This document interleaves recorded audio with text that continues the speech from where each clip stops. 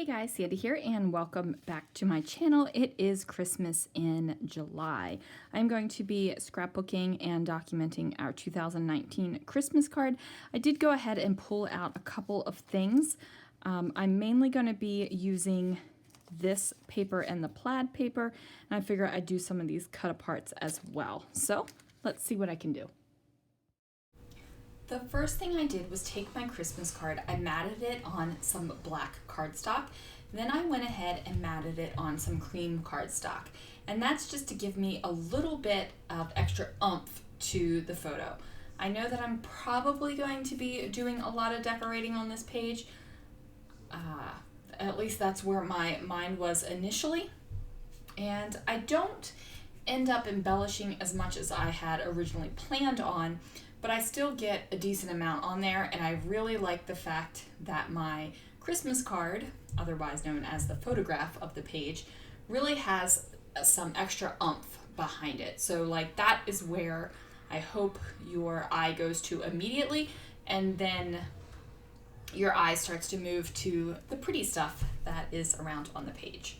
So I am having a little bit of a fit with my ATGs right now, and that is because the ATG rolls are a little bit warped, like the plastic part is a little bit warped, so the sticky part likes to jump off the track, so to speak. So every once in a while I just gotta push that bad boy right back in there, and yes, I know it's because I buy the off-brand tape rolls.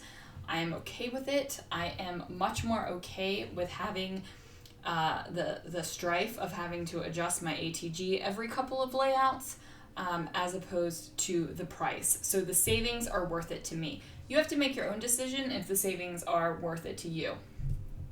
So there we go. Plus it's the red one, and the red one likes to give me a fit.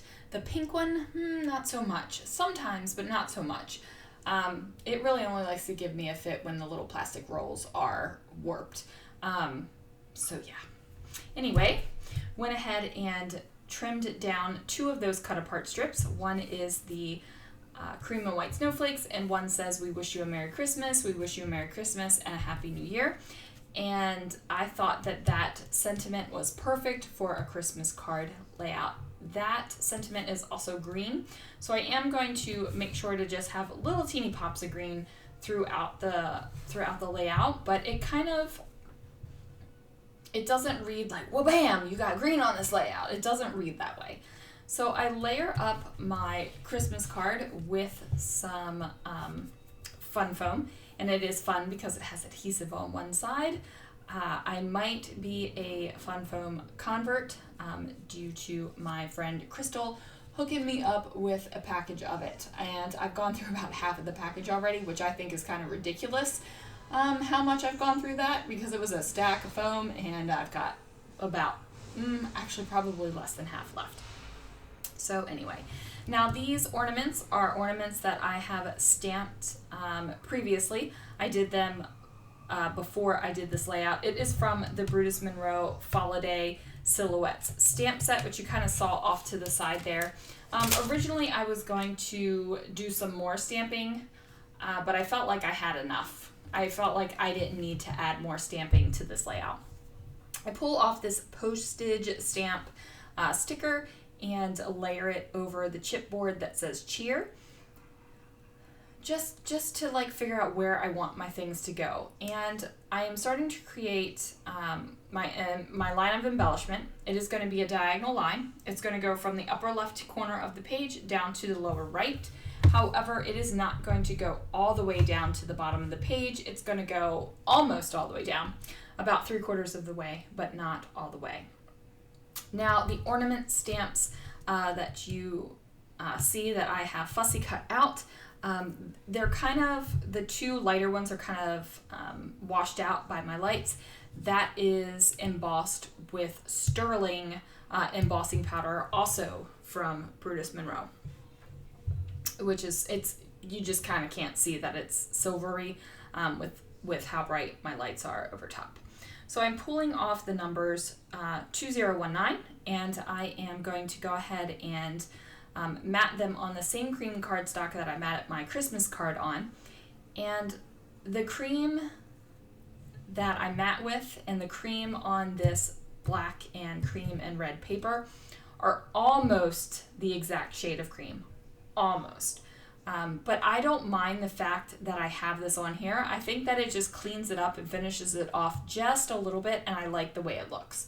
I like the way it looks a lot more than just slapping the numbers directly onto the layout. Now I'm going to add some dimension to this. So as you guys saw, I added some fun foam to the back of that sticker so that when it overlapped over the chipboard, it wouldn't kind of like dip down to the page.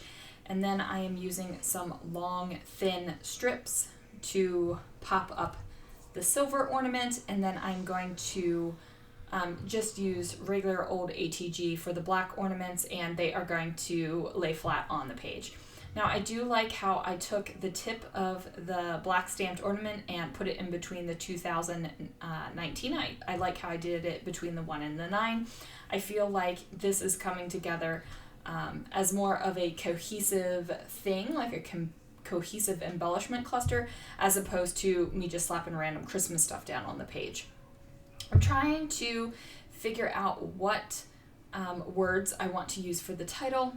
Originally I wasn't thinking of doing a title because of the big Merry Christmas on the card, but I really wanted to add one. You know, I don't think you need a title all the time, but in this case I wanted to go ahead and add one. So I get the word card placed down with these Fitzgerald silver glitter thickers, and I do use an upside down V for the A, even though I have A's available. But I'm probably not going to use a V very often, and for this page I think it looks fine to change that V into an A. So I go ahead and grab that cream cardstock again that I'm matting everything on apparently, and I go ahead and pop the word card down, and then you just can read it a little bit better. The camera does make it a little bit more difficult to read in general, but even in person it was difficult to read. So I popped it on the cream cardstock. You can see it much, much better in person. Like I said, the camera's making it a little bit fuzzy, but it's not. I'm going to go ahead and matte that on black cardstock. I'm going to tuck it up underneath of the We Wish You a Merry Christmas. And I'm just going to move my ornament so that the corner of the card and then the corners of the postage stamp and cheer chipboard, everything kind of nestles together. And that is when I'm doing clusters where things aren't all touching, I like them to still nestle. I like them to just look like, you know, they belong there, and nestling makes me happy. I'm going to go ahead and pull out the letters O, U, and R for hour, and I pop that down on some cream cardstock, and I decided not to put it on black cardstock as well because I didn't do that to the 2019. I just left that as the cream cardstock. So I'm trying to go for a little bit of consistency. I have this black circle sticker up here with the poinsettia on it, and I decide that I don't like it in the center of the ornament. What I do like, however, is it to be off to the side. So I'm going to go ahead and use a little bit of fun foam and stick that on there so that it isn't falling off the ornament into the background of the page. And I'm up here and I'm like, something needs to go there. So at first I was going to use this green Merry Christmas sticker and cut off the one side of the banner, and then I was going to put another banner underneath of it, and then I thought, you know what? No. I don't want it to go all the way to the edge of the page because none of the other embellishment is going to the edge of the page except for the join where the plaid and the florally greenery type stuff like meet up. So I'm not going to go for that. I decided to go for this little chipboard that says Christmas Tree Farm Mistletoe 25 cents. Now I've already got something that says 25 cents. It's, you know, it's feeling very similar to me with color and size and all that kind of good stuff, so I went with it. It really, you know, if having two things that say 25 cents bugs you, then don't do that, or find something else.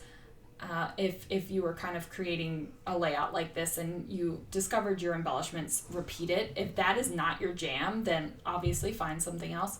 But, you know, it doesn't bother me. I probably wouldn't add another thing that said 25 cents. But these two little guys, they're not bothering me whatsoever. I am using some embroidery floss to go ahead and tie a bow, and then I'm going to place them on the ornament hooks here. And ultimately, I decide that I don't want the black bows on the black ornaments. I want black bows on the silver ornaments, and I want silver bows on the black ornaments. So that's what we do.